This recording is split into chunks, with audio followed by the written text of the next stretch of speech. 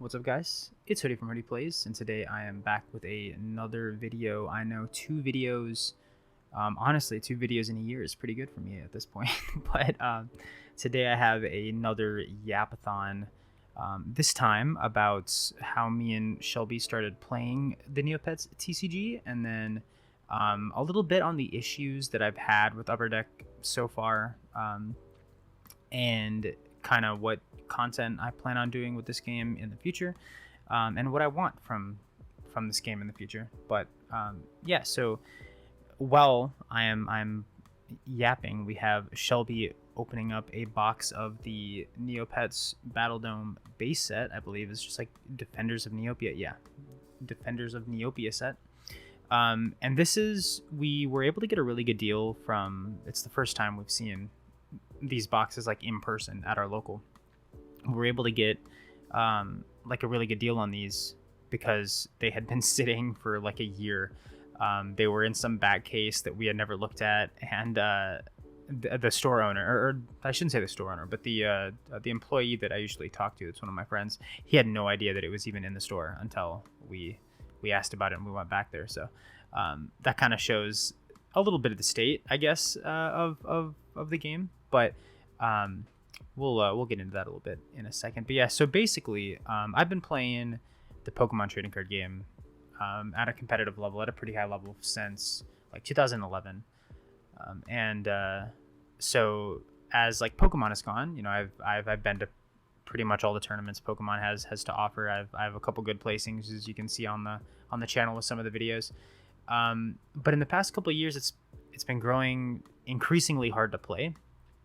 Actually, I shouldn't say that. It's not growing harder to play. It's just growing harder to have like the full enjoyment experience with Pokemon. You can still play it pretty easily. The singles are pretty cheap. But as far as opening product, like, you just don't get to do it anymore. Scalpers take everything and they upsell for 4 times the price of, you know, what the card is online, or like what the pack is online, what the box is online. And so you really just don't get to open very much anymore. And so me and Shelby have been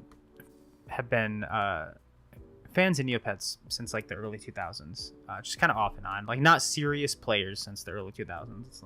Let's not get this twisted, but definitely Neopets fans, like since the beginning. And so we've kind of gone off and on. You know, we're one of those people that have multiple accounts that have started, like, you know, and then not played for 5 years and then start again, you know, sort of thing. And so we had gotten into it a couple of years ago again, like before the TCG came out. And so it was still kind of fresh in our minds. I think that was like 2021, 2022, I don't know, something like that. But we had like semi-recently gotten into it.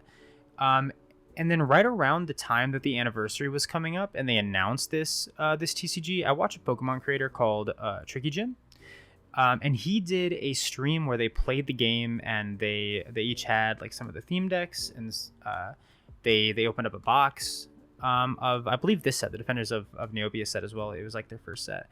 And so the thought of the TCG was really like in our mind, and we're looking for just fun stuff to do, because we know we can't do the Pokemon stuff like we used to, where we just buy and then open anymore, you know. So we're just looking for something fun to do. And we had to burn some time while we were doing a vet visit, like 3 hours away, 3.5 hours away from our house. And we went into a card shop, and they had the 25th anniversary box. And so we had already been thinking about it, and we're like, oh, hey, this is cool. And we decided to get it, and we opened it up. And as those of you that have opened the 25th anniversary boxes know, like, every card is like a secret rare. Like, it's crazy. I didn't understand what the product was at the time, and so it kind of blew my mind. I was like, is this like a promo box? Are these like static hits? Like, is this what everybody gets? Or is it like an actual set? And so we were really confused at the time, but we ended up being really intrigued by kind of what we saw. And so then Shelby, the next week, she saw the theme decks back at our hometown in a GameStop, which again, it's now been at this point 7 months since the theme decks have dropped, but we saw those theme decks there. And so she got one of each, and so we started playing, and it was just like from right away, like incredibly fun. Just a really, really good game. I do highly enjoy it, even as someone that's played like other card games at a really competitive level. And this game's not the most competitive game, but it is one of the most fun games that I played. And so I've got to give a lot of credit to to Upper Deck when it comes to that. Obviously, any game, this is kind of a dice game, and so obviously anytime there is dice involved, it is what it is. There is like a part of luck to the game, but there are cards that also, especially with this new Obelisk set, there are stuff that like tones down the dice a little bit, and there was some stuff before too where even if you hit a crit you can negate it or whatever, but yeah, so we kind of got into it after we had been playing that. We're like, oh wow, this is actually really fun. And so we were looking up information, and we found Anvil's Game Room, which is another YouTube channel that I highly recommend. They do, I think they're probably the only like, Neopets TCG content creator, right? Like I think they might be the only one. So shout outs to them. Until me, no, but I do plan on doing some stuff, but I don't know. Their content's really, really good. So I would definitely recommend going in and checking them out. But we found them, and they had some information on the upcoming Mirrodel set. And so we looked into it, and it was right around Shelby's birthday. So I ended up getting her a box of it, and the theme deck for her birthday. And so when she opened it up, we got a bunch of cool cards from it. It was sick. We were able to make even more decks at that point. So at that point we had a Royal deck after the box. We had a Darrigan deck from the box. We had the two starter decks. And then I didn't fully understand everything, but I wanted to make a Labre deck based off the 25th anniversary box, because now I understood like what was going on. And now I was like, oh wow, those cards we opened in the 25th anniversary box were super broken. I should make a deck around that at some point.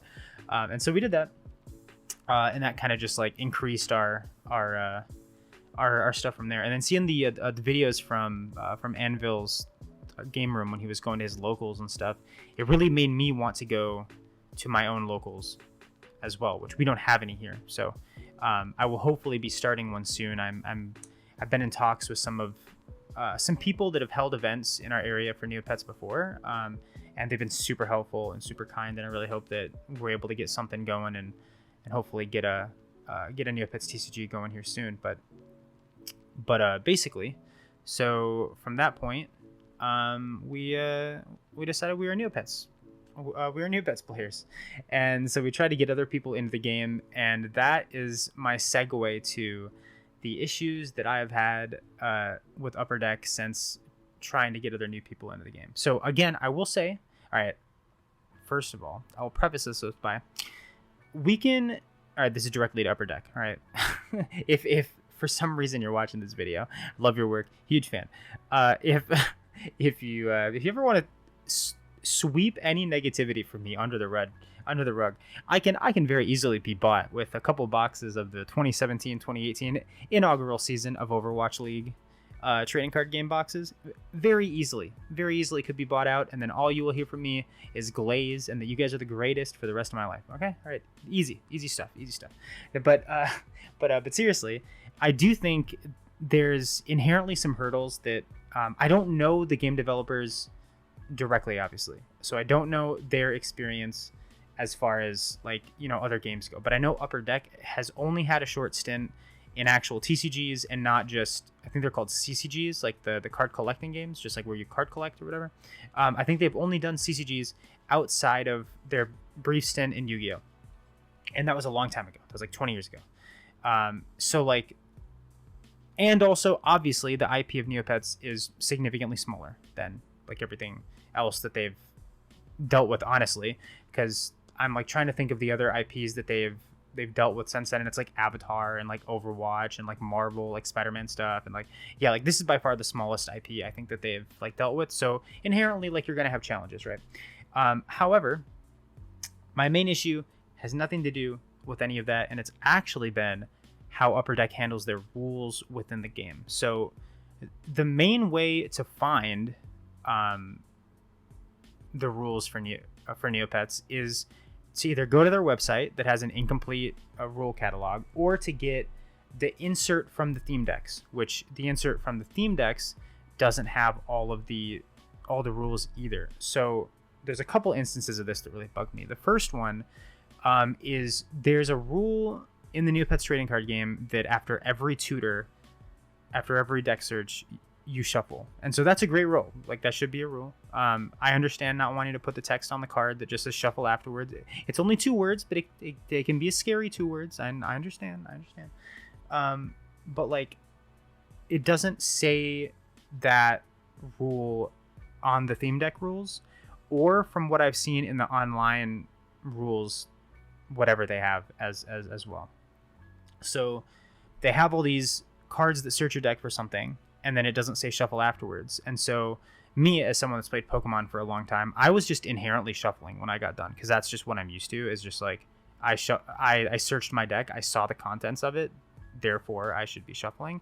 But I played with a lot of people that are Neopets fans that didn't play like trading card games like that, and they had no idea what to do after a search. They were leaving it and they weren't shuffling. And I think that's normal. I think that's what a lot of people will do. I think I think you need to assume that people don't know how to play the game, and don't know how to play trading card games when you're dealing with an IP like Neopets, because a lot of those people, like, they just inherently haven't. And I think there should be more accessible rules. So maybe, for instance, number 1, just have a really good rules compendium online that has everything easily accessible, that you can find online. And then put a code card insert into, like, I don't know, 1 in every 4 packs or something like that. Like, you don't have to spam it every pack, but just like 1 in every 4 pack that has a QR code that links you to the rules compendium, so therefore people can play.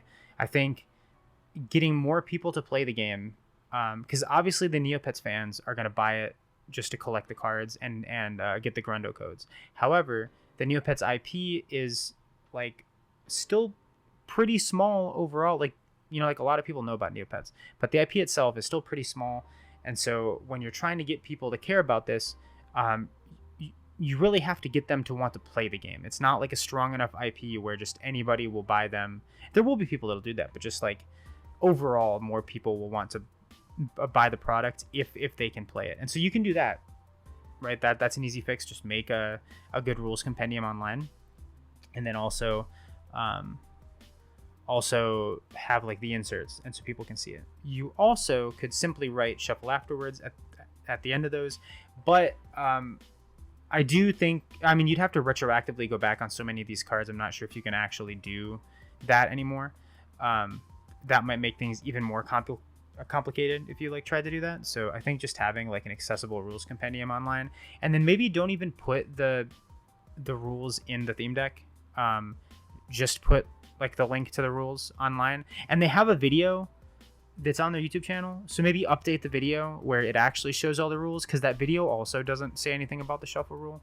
And this leads me into the Meridel set. When that came out, there was a whole new mechanic called Pet Pets. And if you bought the theme deck, then they have this insert that is able to tell you like what the Pet Pet rules are and all that stuff. But the theme decks, at least in our area, came out about a month. Actually, they're still not in like any of our stores, to be honest. I had to buy one online, but even that came like a while after the Meridel set came in person.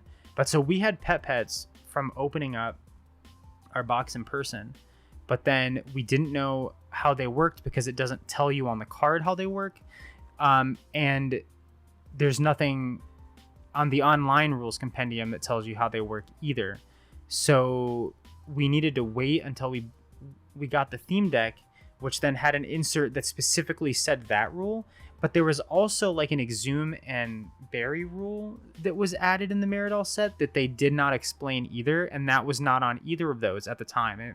It may be updated now. Also, shout outs to that Berry card, the one she just had. That's my favorite card of all time. If you got to go back, that card's awesome. The Berry card is sick. But yeah, so that's my main issues as far as rules. I think they're just making it a little bit harder than they need to for new players to play, and that's been one of the roadblocks as we go on. Obviously, the main roadblock is the accessibility in person, but I'm not sure how much of that is on Upper Deck. I think it's just like, you know, stores are going to buy what they think will sell right away. And so it's like one of those things where it's like, what comes first, the chicken or the egg? Is it like, do we buy before the game pops off and then we sell it and help the game pop off? Or do we wait until the game pops off, which then makes it like less likely that you have, I don't know. It's just a really weird situation, if you understand what I'm saying. So yeah, I get that. I guess a little bit. But my other issue that I have with the way that Upper Deck has been doing it so far is their like release date schedule. And I don't care about being punctual on like release dates. I understand, especially when it's new, like stuff's gonna get moved around and stuff happens and nothing's perfect. I don't mind that at all. I just want there to be some sort of communication with the public on what like the active time frame is, because even if you also, she's gonna end the box and we're gonna still be yapping for a little bit, right? I'm sorry about that. Again, shout out to Shelby. She has 2 packs to go, and then I will still be yapping afterwards, so I'll put up some little picture in the background or something like that. But basically, like they've had to move dates around a ton, and they've never said exactly. I shouldn't say never. Never is a very strong word, right? So they don't usually give exact release dates until it's very, very close. For instance, we had pre-ordered the Battle for Meridel set, and there still was no exact release date that was said by them online until after we had already gotten our pre-order in the mail. And then it said that. And then again, the theme decks were supposed to release on the same day as the set, but that pre-order didn't come into like a month after that for people. So it's just really weird how that was handled. And then for the new Obelisk set, they've been revealing a bunch of cards, and they said in like a 2-minute stream from like a month and a half ago that they were going to like aim for mid-August, but they never set a date. And now it is well, I shouldn't say it is mid-August, but we're like, less than 2 weeks away from mid-August, and they have not set a date, and they've revealed a bunch of cards. And almost all of the stores that I use to pre-order the product have taken pre-orders down because they literally have no idea when the set's going to drop or if they'll get it or like anything. Like, I don't know what's going on with production. I don't know that like side of logistics or whatever, but I do know that it is making it very hard on stores to actually get it to people just because there's no communication. Like, there's nothing down. Like, they have almost all the stores that I've seen online right now. Because again, in person, we don't really have any luck outside of the one store that had the base set boxes sitting there for almost a year now. Like, they all have the Jadora and the other fairy. I'm sorry if that was disrespectful to the other fairy. Jadora and the other fairy in the same release period as the Obelisk. And we know that's not true, but because we haven't gotten a release date for the Obelisk yet, they're just assuming it's going to be the same. So yeah, it's just super weird. It's just super weird. And I think there needs to be a little bit more communication as far as that goes. They do a decent amount of communication, and it looks like they're trying more, but they're doing communication about the cards and the artworks. And obviously they just had San Diego Comic-Con and Gen Con, so a lot of opportunities to give information. And as far as I know, because yesterday was Sunday, so that's the last day of Gen Con, there was no release date said at Gen Con or no information given about that at all. So I have no idea what's going on with that, and I wish they'd be a little bit more punctual with that as well. I think that as you're starting year 2, it's a very like important time to start to grow the player base, because now you've had a year of like, I guess there's been 3 sets. I wish there was more than 3 in a year, but honestly, that's not terrible. It's like 1 every 4 months. That's not the worst time frame. But they have a really fun product. Like, they have the ground floor. They have like, a game they can sell to people now that the cards have been filled up. When you don't have like a bunch of sets, or like when you don't have any sets at all, it's very hard to sell the game to like stores and stuff. But now they have 3 sets and they have available product. So I think what a really good strategy for Upper Deck would be is to just like, it's an arbitrary number, but just like 2 per state.